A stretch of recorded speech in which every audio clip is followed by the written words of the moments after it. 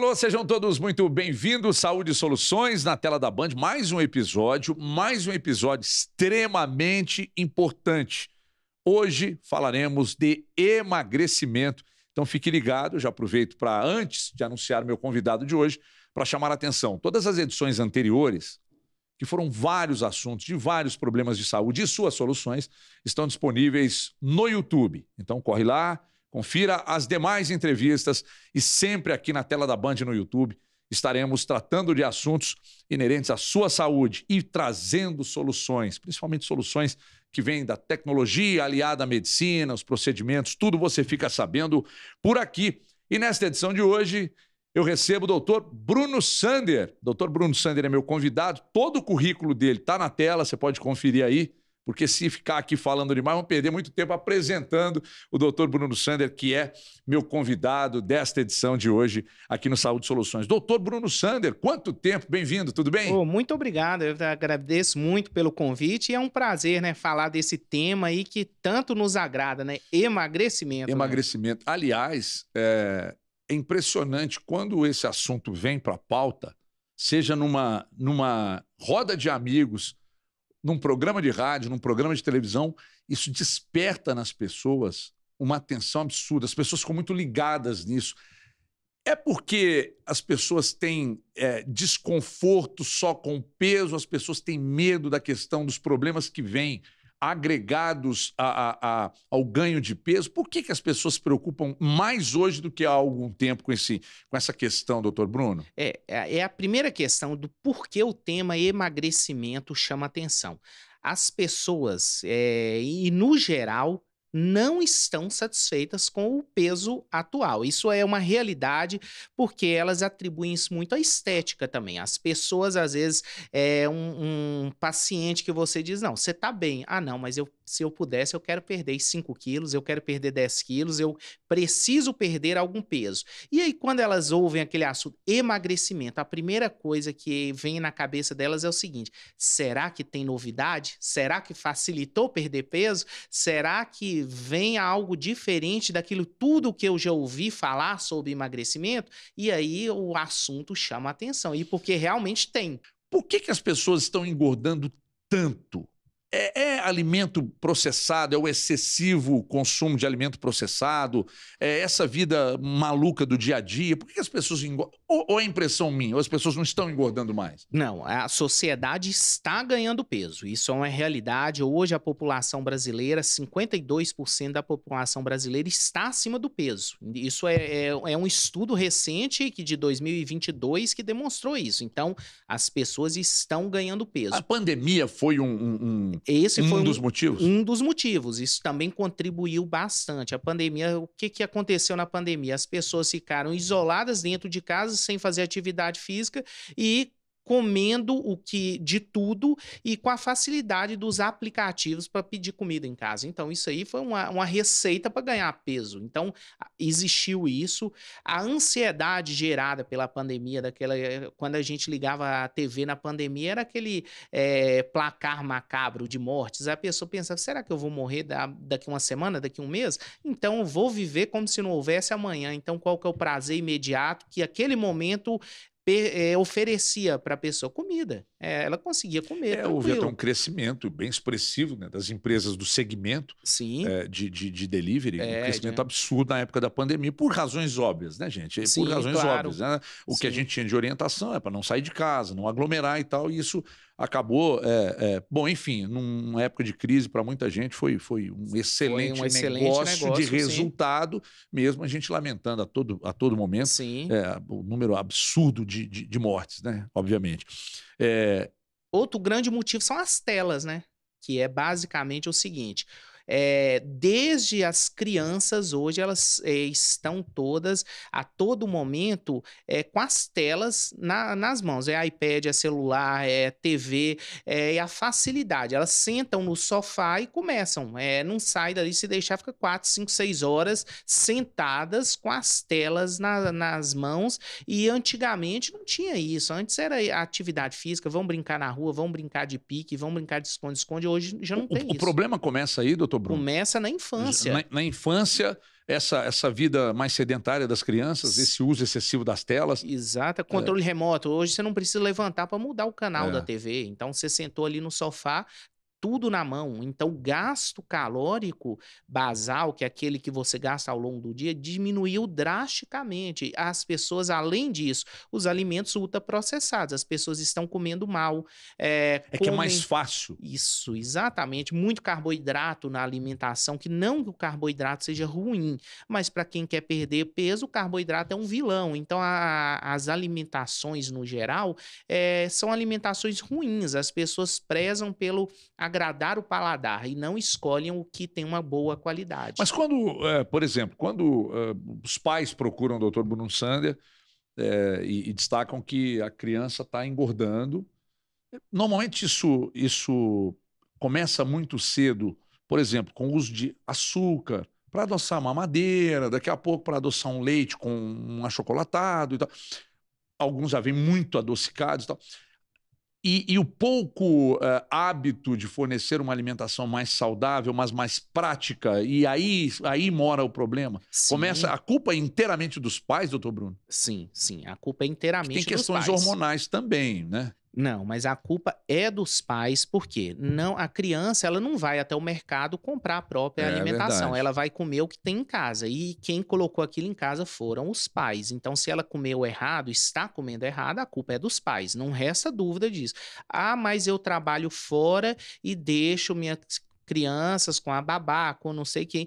Não, mas você colocou aquele alimento errado em casa. Então, o primeiro ponto é esse. Nós temos que o meia-culpa para todo mundo. Então, realmente, o hábito dentro de casa faz toda a diferença, que a criança ela aprende a imitar. Ela vê o adulto comer errado, ela vai comer errado. Ela vê tomar refrigerante, ela vai tomar refrigerante. Então, o primeiro ponto é, dentro de casa, as pessoas têm que criar o hábito de comer certo, porque a criança ela vai ver aquilo, o errado, e para ela o errado passa a ser certo. Bem, né? Sim, o exemplo é exatamente o que a criança vai seguir. Senão, o errado é o certo para ela. Aquilo é o normal de comer. Ah, vamos pedir sanduíche nos aplicativos aí 3 vezes por semana, porque eu fiquei o dia todo trabalhando, então eu não passei o dia com meus filhos, cheguei e eu quero dar um agrado, eu quero compensar de alguma forma. Como que eu vou compensar? Ah, eu vou pedir uma refeição, uma alimentação que a criança gosta, para mostrar que é uma forma de carinho, mas não é um carinho certo, não é a maneira correta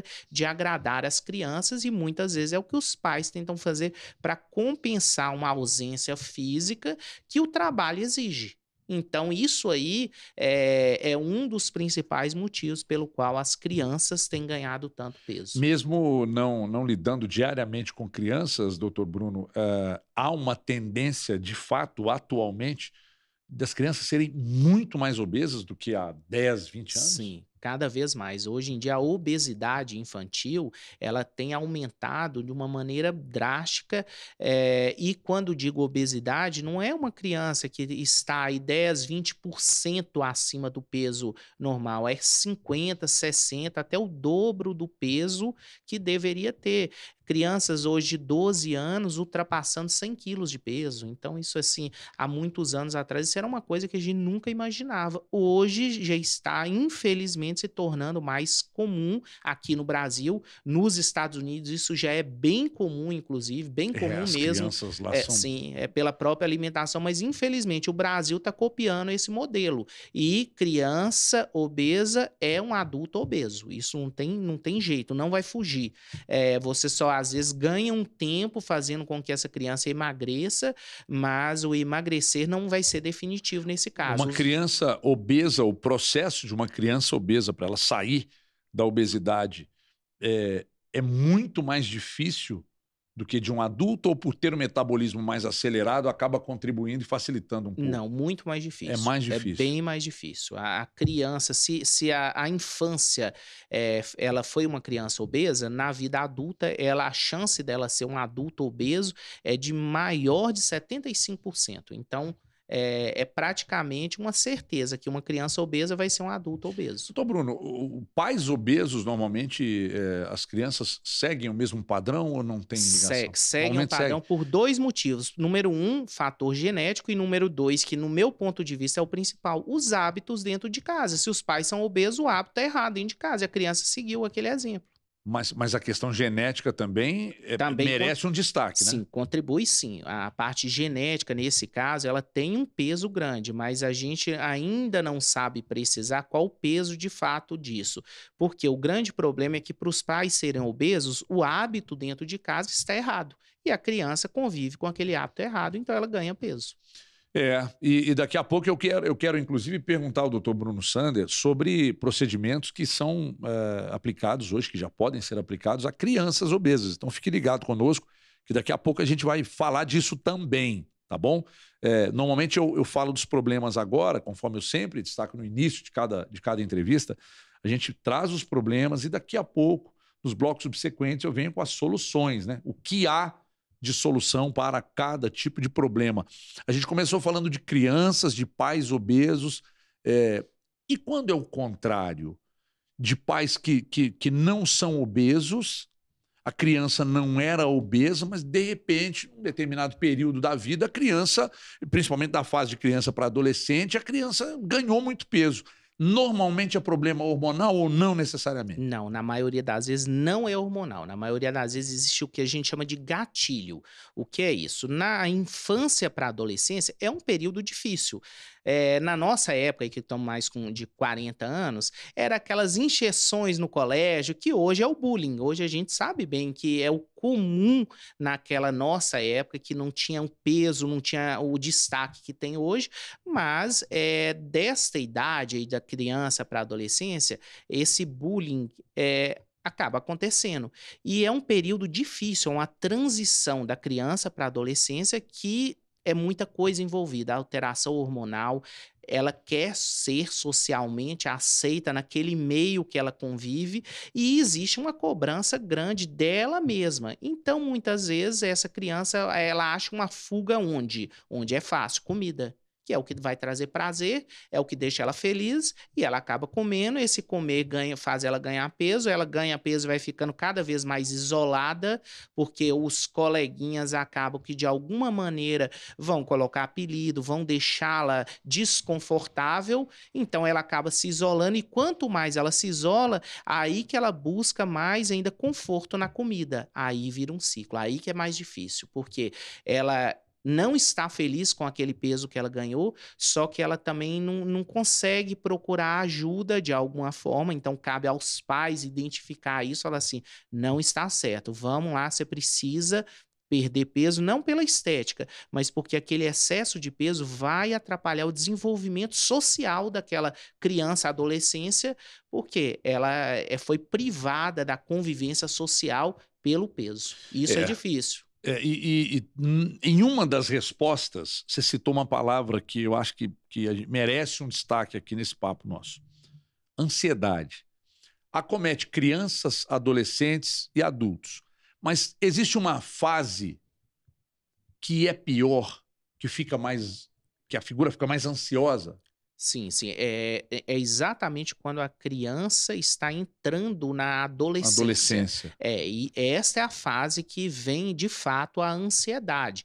E hoje em dia, cada vez mais, porque tudo é muito rápido. As informações chegam muito rápido. Você vê que hoje ninguém tem paciência de nada. Você manda uma mensagem por um aplicativo de mensagem com 2 minutos, se não responde, você já está mandando. "Ô, você não viu que eu te chamei?" É verdade. E isso é comum. Inclusive, os adolescentes são assim, eles não conseguem assistir um único programa, sentar e assistir, não. Eles estão assistindo um filme, estão mexendo no celular, já estão ouvindo música, tudo ao mesmo tempo. E pulando música rápido, Sim, 15 segundos a música já pula para pronto, outra. já quer a outra. E isso é ansiedade, é aquela pessoa que não consegue ter a paciência de esperar o tempo certo de cada coisa. Ela vive, às vezes, o problema antes de que o problema aconteça. Então, a ansiedade é isso, é viver algo antes de que aquilo aconteça de fato. Olha, e às vezes nem vai acontecer. Então, o ansioso é assim. Eu preciso relatar que é um problema que eu tenho, e já faz tempo. extremamente ansioso. Mas não é pouco, não. Muito ansioso com qualquer coisa. Principalmente quando chega aquela mensagem da esposa assim, ó, preciso falar com você. Ah, aí a ansiedade bate. Mas bate pesado. Pode não ser nada, mas a gente sempre... Acontece isso aí que o doutor Bruno falou. Você já pensa no pior ali na frente. É impressionante. E é sempre... E o problema é que qual a válvula principal, a válvula de escape? Para muita gente comer. Comer te deixa tranquilo, comer te faz bem, comer traz prazer. Esse é o grande detalhe. Dos grandes prazeres da vida. É um dos maiores prazeres, é comer e beber. E hoje a comida e a bebida, ela é muito fácil chegar até ela, ou ela chegar até você. Basta entrar no aplicativo do celular ali com 20 minutos, meia hora, estão tocando sua campainha lá, ó, chegou aqui a torta de chocolate com chantilly, com não sei o que você pediu. Olha só, há anos atrás isso não existia. Não existia. Você quer comer... Tinha que rodar longe para conseguir. Exatamente, rodar longe, pedir alguém para fazer. Vou lá na casa da minha avó que ela vai fazer um negócio gostoso para mim. Mas era isso. Hoje em dia, não. Tá ali na ponta dos dedos. Tudo ficou fácil. E essa facilidade, claro, tem a parte boa, mas tem essa parte ruim, que facilitar as coisas também facilita o ganho de peso. Mas quando... eu já quero entrar, para a gente saltar para outros procedimentos, quando o paciente procura o Dr. Bruno Sander, e aí você identifica que há um problema crônico de ansiedade, o tratamento começa à base de medicamento? Depende. Aí vai depender do grau de ansiedade. Como é que você detecta? E essa que é a grande questão. Esse que é o grande viés de tratar obesidade ou tratamentos para emagrecimento. Por isso que é errado o paciente entrar lá na internet e falar assim, olha lá, aquela blogueira, aquela influenciadora digital. Normalmente as blogueiras e influenciadoras é barriga de tanquinho. Exatamente. Tudo toma vitamina, toma whey, não sei o quê.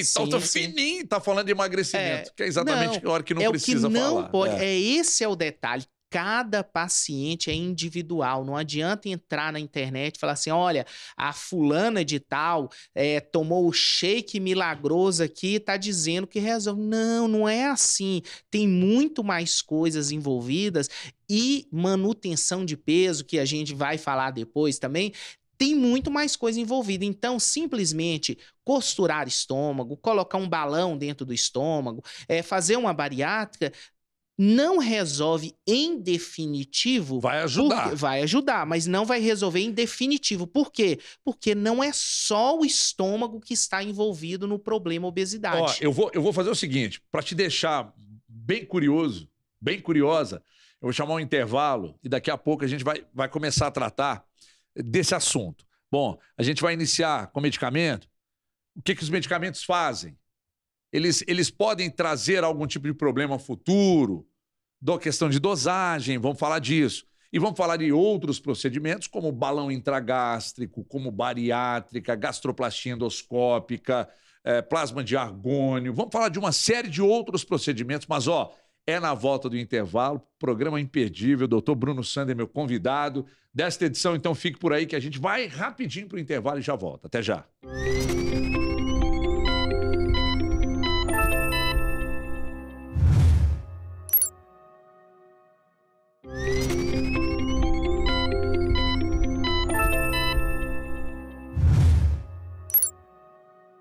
Estamos de volta com Saúde Soluções. Eu sei que você ficou ansioso ou ansiosa, porque a gente começou a falar, de onde começam os problemas. Ansiedade é um gatilho? Vamos falar disso, porque, se a ansiedade começa a tratar por medicamento, quais os medicamentos, o que eles causam, eles podem trazer algum problema com o passar do tempo e tal, é o que a gente começa a falar a partir de agora. Doutor Bruno Sander é o meu convidado nesta edição. Eu sempre destaco que no início do programa, no início do segundo bloco, no início do terceiro bloco, eu gosto de deixar todas as informações do profissional que aqui está na tela para você acompanhar e conhecer um pouco do currículo de todos que passam aqui pelo Saúde Soluções. Doutor Bruno, falamos no bloco anterior, bem no finalzinho do bloco, sobre a questão da ansiedade. E a minha pergunta foi, se a ansiedade é um problema que leva a pessoa a se alimentar, e normalmente se alimentar mal e muito, e com uma quantidade maior, como é que trata a ansiedade?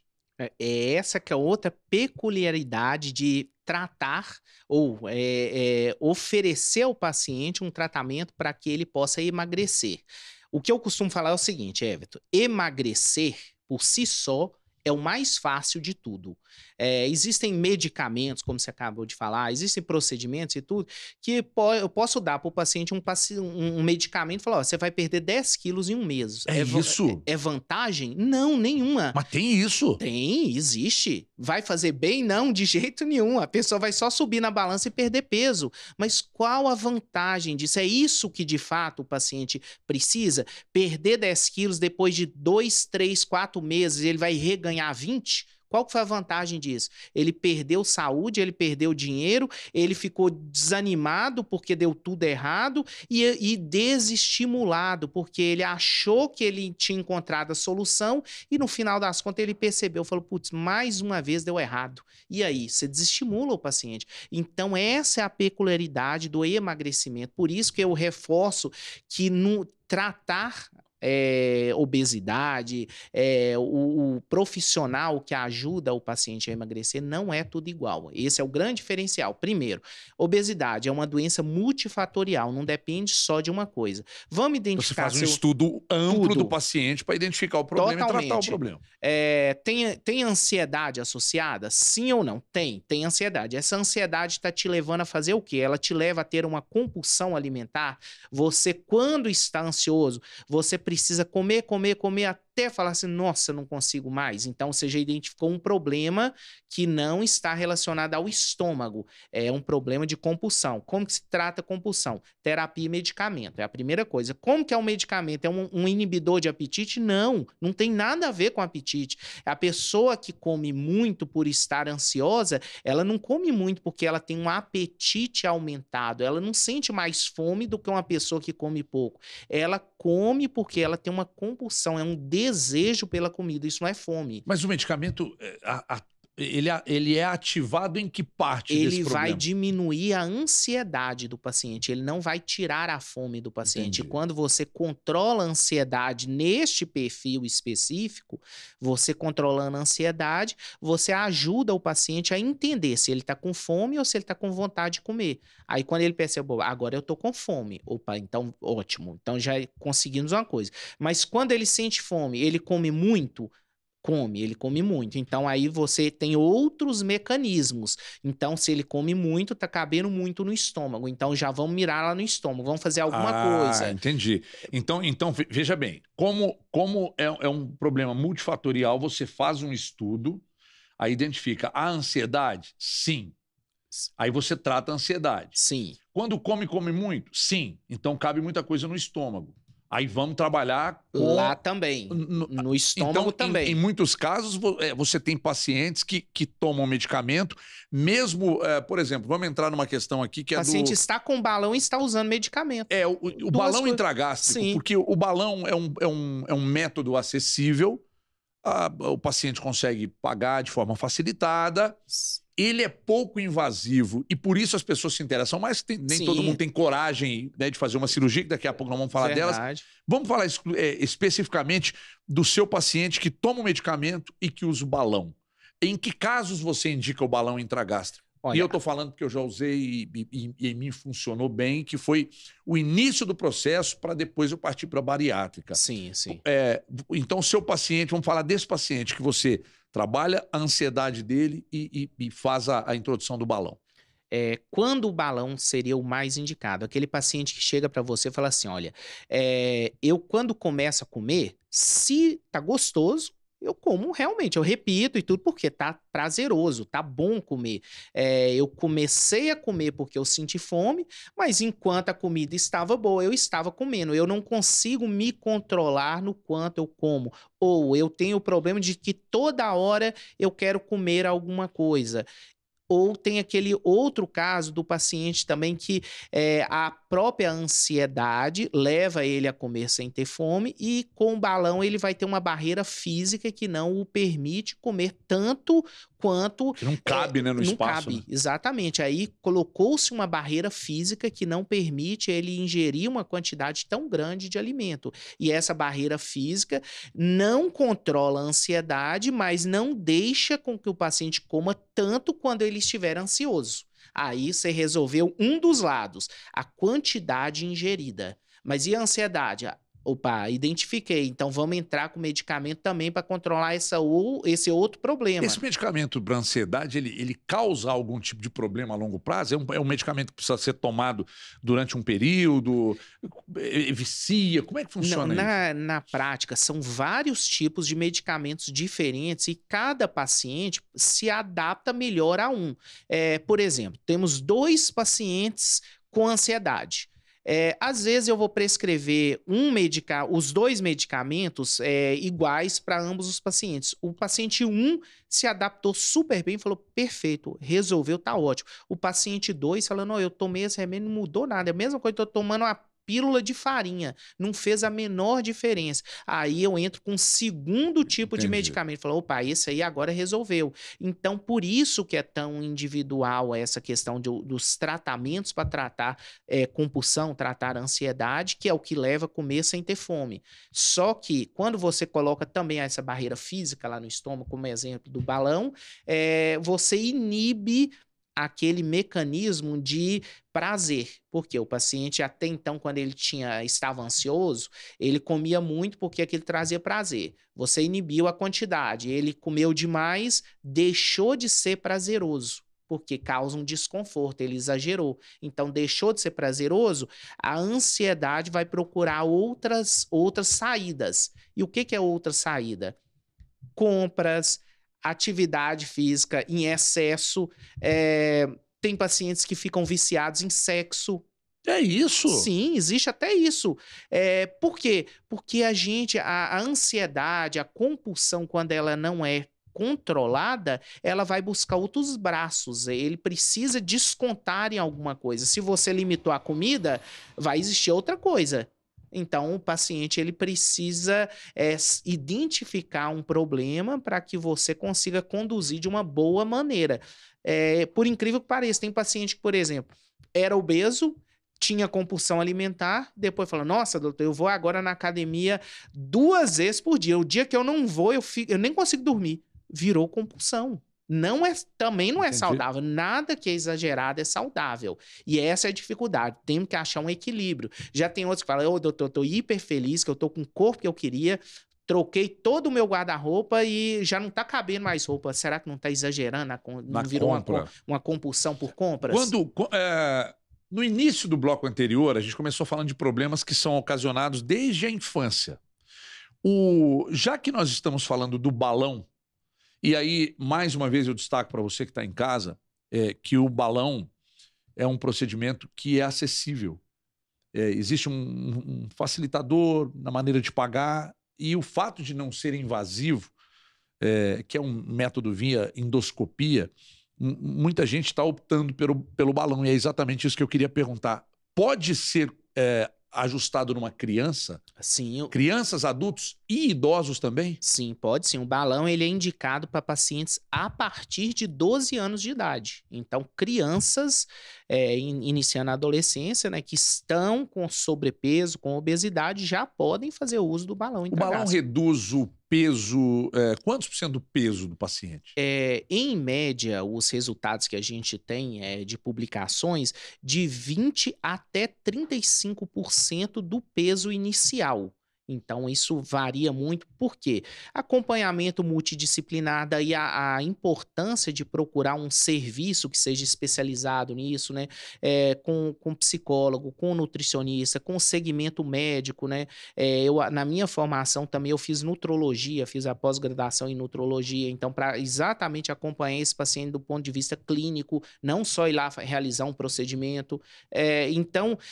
Mas ao mesmo tempo existem casos aqui que Uma paciente coloca um balão e perde lá 40 quilos. Tem outra paciente que coloca o mesmo balão com o mesmo volume e perde 5 quilos. O que que aconteceu? O balão deu errado? Não, o paciente não seguiu nada do que foi orientado. É aquele paciente que achou que a presença física de um balão no estômago suficiente, não ia é, ser um né? milagre. Não é. Então, todos os métodos o paciente vai ter que fazer a parte dele para funcionar. Do contrário, ou até vai funcionar por causa da limitação física, às custas de passar mal, mas depois de um tempo o paciente vai reganhar peso. Doutor Bruno, o balão intragástrico, quando o paciente procura a sua clínica em busca de métodos e você apresenta o balão, e muita gente não opta por outros procedimentos exatamente por serem, principalmente a bariátrica, por ser mais invasivo.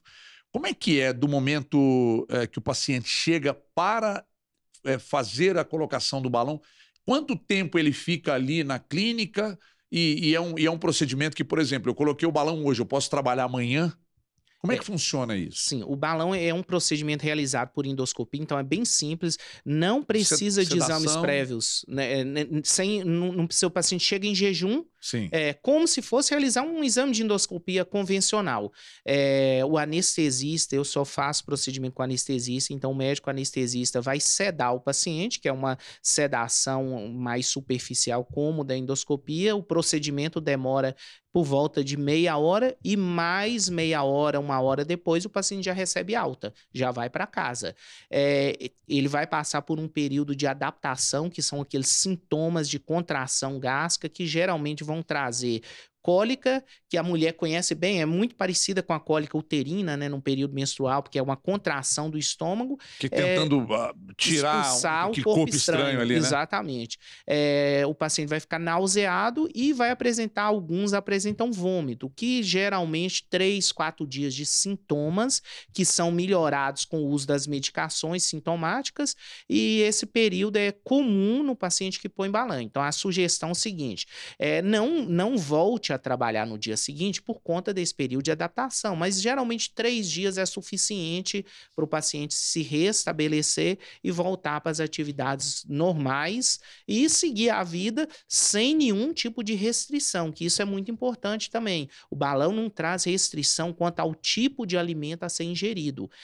O que que significa? Não existe aquelas histórias de dietas onde tem que cortar grupos alimentares. Isso não é nem saudável. Isso não reeduca o paciente, porque você proíbe. Se proíbe, você não reeduca. Então, na prática, o que o paciente deve fazer? Comer certo, comer com a qualidade boa. De vez em quando, ele pode sim sair da dieta, ele pode comer doce, ele pode tomar Só que cerveja. numa quantidade menor. Uma quantidade menor e com a frequência menor. É isso. Isso que é a reeducação que a gente espera. É que o paciente ele aprenda a conviver com tudo que é oferecido para ele. O balão, quando o paciente coloca um balão, ele fica com o balão por quanto tempo? O período de validade da prótese dentro do estômago é de até 12 meses. Esse balão é ajustável, a gente consegue mexer no volume enquanto o balão estiver no estômago, mas não significa necessariamente que o paciente precise interromper o tratamento com 12 meses. Existem casos de paciente que 12 meses eu tenho que retirar aquela prótese. Eu posso, naquele mesmo procedimento, colocar uma nova prótese, ou seja, mais 12 meses. Se o paciente estiver inseguro de ficar sem o balão, ou se ainda precisar perder algum peso, ele pode dobrar o tempo do tratamento. Então, até 12 meses é a validade da prótese. Tem algum paciente seu que já usa o balão por muitos anos já? Que é o que ajuda na manutenção do peso? Sim, eu tenho pacientes lá que já estão fazendo uso do 4º balão consecutivo. Perderam peso geralmente com o primeiro e a partir daí optaram por colocar outros balões consecutivos com um volume menor para que ele se sinta seguro, confiante de manter aquele peso perdido. Então, não existe problema em usar o balão por mais tempo. Não tem restrição quanto a isso. O balão ocupa... Você falou, o balão é ajustável, Sim. né? A opção pela quantidade é inflado com azul de metileno, isso, né? com soro, com azul de metileno, sob visão. Então, enquanto eu preencho o balão, o aparelho de endoscopia está dentro do estômago. Então, eu estou vendo o quanto eu estou insuflando aquele balão. Em média, coloca-se 700 ml de uma única vez no balão. O estômago normal aí é por volta de 1 litro e 200. Então, com o balão no estômago, eu vou reduzir mais da metade da capacidade de reserva do estômago. Então, o paciente ele vai comer muito menos e vai ficar bem saciado. A sugestão que eu dou é o seguinte: o paciente está com balão, por cada refeição, coma até 300 gramas. Não ultrapasse 300 gramas. Seria isso o ideal. Há risco do balão estourar? Pode, é muito raro. E o que acontece se estourar? Não causa nenhum mal para o paciente. Primeiro, é importante isso aí. Sim, a chance é de 0,3%, então 1 em cada 300. E caso aconteça, o paciente vai saber que aconteceu porque vai urinar azul. Aí, urinando azul, ele vai entrar em contato com o nosso serviço e a gente vai substituir aquele balão por um balão novo. Isso aí não tem custo para o paciente, porque o fabricante do balão que a gente usa, ele oferece essa garantia. Que, aliás, eu vou aproveitar para destacar a importância de você não fazer uso de um balão. Estou falando que eu já usei. Se tiver que escolher o Spatz. Eu não ganho nada da Spatz para falar isso aqui, mas escolho o da Spatz, regulável para 12 meses, que é o mais seguro e que não vai te trazer problemas. E aí eu estou falando porque eu conheço. Então, é mais uma prestação de serviço aqui, de utilidade pública, do que propriamente um merchan, porque com saúde não se brinca. Então, tem que usar produto de qualidade. O da Spatz, indiscutivelmente, é o melhor do mercado. Eu vou chamar mais um intervalo. A gente vai continuar falando desses procedimentos aqui. Eu quero entrar em outros procedimentos também, mas finalizar esse do balão intragástrico daqui a pouco, na volta com o Dr. Bruno Sander, no Saúde Soluções, edição que vai continuar no YouTube. Então, se você perdeu uma parte, você pode voltar e assistir agora ou depois. O programa estará à disposição no YouTube, e as demais entrevistas com outros profissionais da área da medicina, tratando de outros assuntos, estão todos disponíveis para vocês aqui no nosso canal de YouTube também. Vamos para um rápido intervalo, a gente já volta. Até já.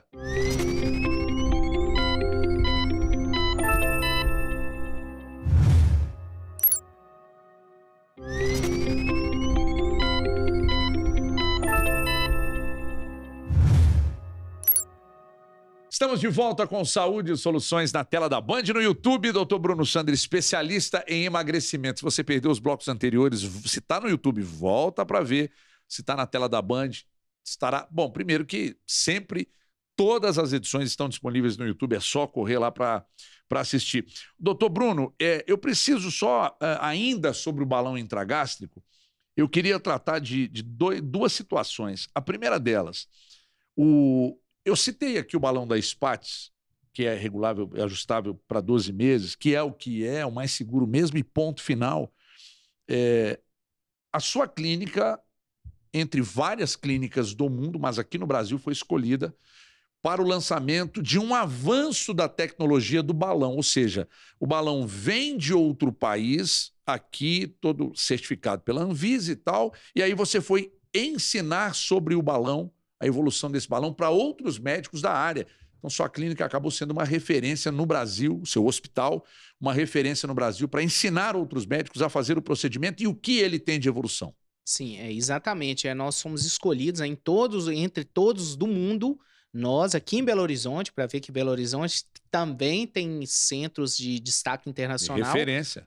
Então, fomos escolhidos para que a gente fizesse esse treinamento, né, com os outros médicos que também trabalham com balão em todo o Brasil, para a evolução dessa prótese Spatz, que é o Spatz 4 agora, que está já em processo de estudo. Em breve deve ser lançado também no mundo inteiro, que é também um balão ajustável, e que a evolução basicamente é o mecanismo de ajuste desse balão, que ficou mais simples, e dessa forma a grande vantagem disso é que saber que a gente aqui em Belo Horizonte foi o destaque nesse meio todo e conseguimos trazer essa tecnologia nova, assim como foi com a gastroplastia endoscópica, Everton. O interessante é isso. Nós somos O que é a gastroplastia, antes da gente entrar? É uma costura que é realizado no estômago através através da endoscopia. É uma redução de estômago realizada por endoscopia. Nós fomos o primeiro centro privado do Brasil a realizarmos a gastroplastia endoscópica em julho de 2017. Via endoscopia, você costura o estômago do paciente por dentro. Por dentro. Reduz o tamanho, uns usam balão, outros fazem a costura. Exatamente. Então, a gastroplastia endoscópica também, primeiro, não tem corte, o paciente não precisa ficar internado, ele recebe alta no mesmo dia, e pela endoscopia eu consigo costurar o estômago desse paciente, diminuindo assim o volume do estômago, de forma que o paciente agora ele também possa comer muito menos e ter saciedade. Então, é um procedimento que iniciamos aqui no Brasil em 2017, inclusive o meu PhD na UFMG, né, o doutorado, foi sobre a gastroplastia endoscópica e o meu mestrado foi sobre o balão intragástrico. De lá para cá, você tem os números da evolução dos procedimentos? Assim, quantas pessoas, a X pessoas a mais, do tempo que iniciou-se o processo do balão intragástrico e da gastroplastia? Você tem essa evolução de números na cabeça agora ou eu te peguei de surpresa? Em relação a balão intragástrico, desde que iniciamos o procedimento de balão, a gente já trabalha com isso há bastante tempo. Desde 1999 eu já trabalho com balão intragástrico. Então, já é desculpa, 2009. Já estava passando. Eu entrei na faculdade em 99 e 2009... já iniciei já fazia os procedimentos de balão. Com balão intragástrico. De lá para cá, desde 2009... milhares de pessoas. A última publicação que nós tivemos foi o que a gente chama de série de casos, com mais de 15 mil pacientes que usaram o balão intragástrico. Qual percentual de peso? De perda de peso de quem usa o balão, só para a gente reafirmar. Média de 20% a 35% em porcentagem do peso inicial. E dos pacientes que usam o balão intragástrico, com resultados expressivos, quantos por cento desses pacientes com resultados expressivos? Mais de 90%? O resultado, assim, de o paciente alcançar a meta final. Isso, exatamente. Sim, uma média de 82% chegam à meta que eles anotaram no dia da colocação. A gente tem lá uma ficha que o paciente anota lá, fala assim, qual a sua meta de emagrecimento? Eu quero perder 25 quilos, eu quero perder 30 quilos. Então, 82% dos pacientes, quando vêm retirar o balão, eles alcançaram aquela meta pessoal que eles próprios estipularam para eles. Então, ou seja, mais de 80% acabam atingindo a meta desejada. Doutor Bruno, tem uma curiosidade, voltando à questão da ansiedade. A ansiedade acomete muita gente. E em muitos casos, as pessoas ansiosas tomam decisões momentâneas, sim, explosivas. Já aconteceu algum caso assim de alguém que te procurou e que seja um fato curioso, disse, olha, eu quero colocar isso agora porque eu não aguento mais. Aconteceu isso? Sim, não, já. Como eu te disse, a gente trabalha com balão há muitos anos, desde 2009. Então, no início, quando a gente tinha um site lá e tinha um número de celular que acabava que ficava com a minha esposa, a gente levava esse celular para casa, porque às vezes fora do horário, né, respondia algo e tudo, e aí teve um fato interessante que uma vez, 3h30 da manhã, esse celular tocou. Nossa, é o cúmulo da ansiedade. 3h30 da manhã. Aí, como ficava com a minha esposa esse celular, né, ela acordou meio sonolenta ali, atendeu. Era uma paciente que falou, olha, eu tô vendo aqui um negócio de um balão... 3h30 da manhã. 3h30. Eu tô muito interessada nisso aqui, de colocar esse balão no estômago, porque eu tô querendo emagrecer e tudo mais. Aí a minha esposa falou assim, só um minutinho, deixa eu só lavar o rosto. Levantou, lavou o rosto... Voltou, e foi fazer o atendimento, continuou a ligação, pois por incrível que pareça, no mesmo dia, porque era de madrugada, no mesmo dia essa paciente foi até a clínica, passou comigo na consulta, ela já foi em jejum, porque não precisa de exames prévios. Ela foi em jejum e nesse mesmo dia ela realizou o procedimento e, por incrível que pareça, teve um excelente resultado, ficou hiper feliz. Que coisa espetacular. Mas hoje não atende mais 3h30 da manhã, né, doutor Bruno? Hoje, 3h30 da manhã, sem chance, mas com o WhatsApp, pelo menos 8 da manhã do dia seguinte, vai ter o retorno que você precisa. Rapaz, 3h30 da manhã, tá vendo o que a ansiedade causa? A vontade de Mas apesar de que todos os meus pacientes, todos, sem exceção, têm o meu celular pessoal que fica ligado 24 horas por dia. Porque não se sabe o que pode acontecer, exatamente, né, doutor Bruno? Eu sempre parto do princípio de que, se precisar, eu prefiro estar ali disponível do que acontecer algo mais sério e eu não estar disponível. Mas às vezes acontece também do paciente entra em contato por algo que não é sério. Já aconteceu de paciente em uso do balão, paciente que tem o meu contato pessoal, como todos, num sábado por volta de 1h30, 2 da manhã, meu celular toca, era uma paciente, oi doutor, eu sou sua paciente fulana, estou usando o balão há 4 meses, eu imaginei, será que aconteceu algo? Urinou azul, como a gente falou, às vezes o paciente ficou assustado com aquilo, falei, claro, o que você precisa e tudo, estou aqui num casamento e estão servindo um canapé com camarão, será que eu posso comer o camarão? Ele não vai furar o balão? Olha só. Olha isso. Quase e não tem perigo, né? Não tem perigo nenhum. Mas ela, precavida, te ligou 1h30 da manhã. Ligou 1h30 da manhã pra saber. Eu posso comer um camarãozinho aqui? Olha só. É curioso, mas ela fez bem. Não matou a vontade dela. Exatamente. Na dúvida, pergunta. Eu prefiro assim. Você falou de métodos que funcionam, tanto a gastroplastia quanto o balão, que você faz uma sedação leve. As pessoas com sedação leve, elas não têm não falam o que não devem ali, eventualmente, isso não causa algum tipo de desconforto para o doutor? Na realidade, durante a sedação, não. O paciente ele fica quando o paciente acorda. Isso vale, inclusive, até para anestesia geral também. Para todo tipo de sedação. Que a minha esposa fala que Sim. Quando eu tô voltando, você fala umas coisas que não deveria falar. Isso. Qualquer tipo de anestesia ou de sedação, quando o paciente acorda, ele vai ficar ainda acordado, mas ainda sob um efeito como se o paciente estivesse bêbado. É bem parecido com isso. Aí você acaba dizendo algumas coisas que, se você não estivesse sob aquele efeito, você não diria. Isso é verdade. Doutor Bruno, a gente falou de balão intragástrico, a gente falou da gastroplastia endoscópica, via endoscopia que costura o estômago, mas eu queria entrar também na questão da bariátrica. Sim, a grande questão é o seguinte, principal, bariátrica não é o caminho fácil. Porque às vezes o paciente imagina isso e fala assim, não, é só operar o estômago, vai resolver o... Não é assim. A bariátrica, imagina os tratamentos para perda de peso como uma escada.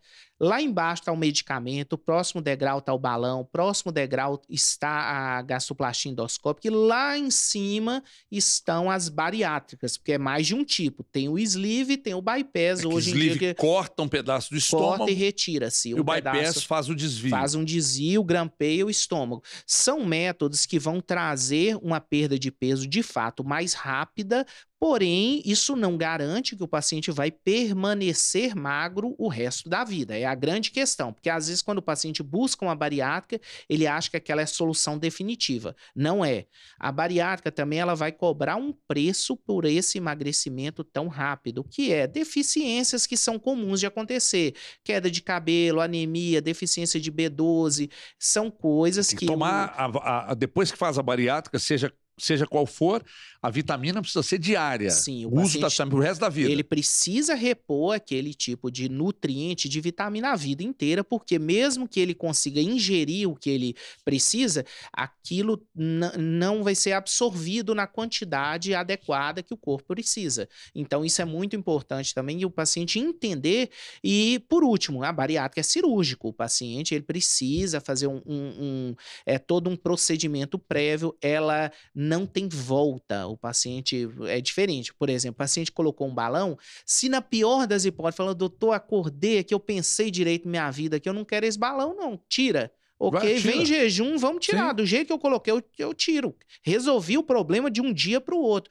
Bariátrica, você escolheu fazer, você é obrigado a conviver com ela para o resto da sua vida. Qual o procedimento que... Existe um procedimento, uma bariátrica que é melhor ou mais indicada? Por que tem gente que opta pela sleeve e outros optam pela bypass? Depende do perfil inicial e metabólico do paciente. Por exemplo, um paciente que tem diabetes já opta pelo bypass, que é uma que também é desabsortiva, que é uma cirurgia mais metabólica. Um paciente que precisa somente da perda de peso, sem outros problemas associados, o sleeve já seria uma primeira opção. Inclusive, fora do Brasil, a gastroplastia endoscópica, ela é conhecida como sleeve endoscópico, porque ela faz o mesmo aspecto gástrico que o sleeve faz, porém uma vai costurar sem retirar nada e a outra vai grampear retirando-se uma parte. Mas o paciente que fez bypass, não, ou seja, o paciente que fez sleeve, ele pode fazer bypass ainda. Pode fazer o bypass ainda. ainda. É o último procedimento. Sim, exatamente. E o paciente que fez bypass ou sleeve pode fazer gastroplastia endoscópica? Pode sim. Olha, então emagreceu, mas engordou um pouquinho, pode fazer Ele gastroplastia. pode fazer uma sutura gástrica. Olha Por exemplo, isso. o paciente que fez lá o sleeve e o tubo gástrico, né, que é o estômago lá, que estava bem apertadinho, com o tempo, se ele foi se alargando, através da endoscopia eu posso costurar esse tubo gástrico, o estômago que alargou, e deixar ele voltar a ficar apertado como era antes. No bypass, a mesma coisa. O paute gástrico, que é o que sobrou do estômago, com a anastomose, se tiver alargado, eu também posso costurar e voltar a ficar pequeno como era antes. E também, no caso de quem fez o bypass, ainda tem a opção do plasma de argônio. O que é o plasma de argônio? É uma espécie de laser aplicado também por endoscopia no buraquinho de saída do estômago, na emenda que foi feita do estômago. Esôfago? Não, na saída. O esôfago é a entrada. Ah, tá. Aí seria onde foi feita a emenda do estômago com o intestino. Sim. Que chama anastomose. Então faz uma espécie de laser para que esse buraquinho volte a ficar apertado como era quando o paciente operou. Mas no esôfago não faz nada? Não. Mas não existe procedimento? Não, nem na bariátrica, por exemplo, quando o paciente faz um sleeve ou um bypass, o esôfago não foi mexido. E a transição do esôfago com o estômago também não foi mexida em nenhum dos dois casos. Continua lá, a transição esôfago-gástrica é a mesma do paciente que nunca fez nada e no que fez bariátrica. Então não mexe. Ô, doutor Bruno, por que é o problema do reganho de peso? Tem a ver com hábito alimentar, não tem a ver com procedimento escolhido. O que significa isso? Qualquer procedimento que seja feito, balão, gastroplastia, bariátrica, argônio, isso vai ajudar o paciente a perder peso, ponto. Depois que o paciente perdeu peso, manter o peso perdido depende exclusivamente de uma alimentação adequada e de voltar aos hábitos de vida que são os hábitos saudáveis. Por quê? Senão ele vai ganhar peso de novo. O controle precisa ser... É o controle. Não adianta ele imaginar assim, eu fiz um bypass, que é a técnica, vamos dizer assim, de todos, o topo da escada, eu fiz um bypass, estou magro, resolvi minha vida. Não. Se o paciente ingerir muita cerveja, que é um dos problemas que acontece, doce, muito carboidrato, aos poucos ele vai reganhando peso e pode reganhar tudo o que ele perdeu, ou seja, ele é um paciente bariátrico que voltou a ser obeso. Então, e a atividade física também... sempre indicada, sempre. A atividade física... Seguir paralelamente aos outros tratamentos. Sim, né? é o que, na realidade, faz com que o paciente aumente o metabolismo. Não existe medicamento para aumentar o metabolismo. Isso é furada. Se você entrar lá na internet e falar, aumente seu metabolismo com a cápsula X, foge, é mentira, não existe isso. O que aumenta o metabolismo é ganho de massa magra. Você ganha massa magra com atividade física. Então, a vantagem da atividade física é que você tem um metabolismo maior e quanto maior seu metabolismo, mais calorias você tem direito a ingerir sem ganhar peso. Doutor Bruno, quando o paciente, qualquer um desses casos aqui, qualquer um deles, desde o balão, passando pela gastroplastia, pelas bariátricas e tal, necessariamente ele vai ter reganho de peso? É normal o corpo ajustar com o procedimento? Isso é normal? Porque tem gente que acha que não, se eu ganhei um pouquinho de peso é porque deu errado. Mas é normal o corpo achar o limite, enfim. Sim, sim, é normal. Inclusive, nos estudos científicos, a gente sempre demonstra isso com muita clareza. Por exemplo, o paciente lá fez uma bariátrica, ele vai atingir o peso mínimo pós-cirurgia, geralmente é com 18 meses pós-cirúrgico, ele atinge um peso mínimo e depois ele tende a estabilizar o peso um pouco acima, geralmente de 10 a 20% acima daquele mínimo que ele Sim. chegou. Então, por exemplo, o paciente perdeu aí 50 quilos com a bariátrica, é comum que ele ganhe aí por volta aí de 3, 5 quilos, até 8, depois de mais um ano, porque é quando o peso estabiliza. Então, se houve um reganho de até 20% do peso perdido e estabilizou, não é nada para se preocupar, é isso mesmo, é até o seu corpo se equilibrando, ganhando massa magra. Agora, se o reganho ultrapassou os 20%, aí tá errado. Aí realmente você já tá indo por um caminho que não deveria ir, porque a partir daí você vai reganhar peso cada vez mais rápido. Tá errado. Rapidamente agora, para encerrar. Quem usa medicamento, tá obeso, usa medicamento. Começou a eliminar peso. A cada escala de quantos quilos que ela vai eliminando um medicamento. Se usa, por exemplo, 2, 3 medicamentos para pressão, um para glicose, outro para dores nas pernas e tal. Eliminou de quantos em quantos quilos já vai eliminando esses medicamentos até não precisar tomar mais? Geralmente, a apneia do sono mesmo, que é uma coisa muito comum, os primeiros 10 quilos perdidos, na maioria dos pacientes já ficam livres do CPAP. Pressão alta. O paciente geralmente perde de 15 a 20 quilos, ele já elimina pelo menos metade dos medicamentos para pressão.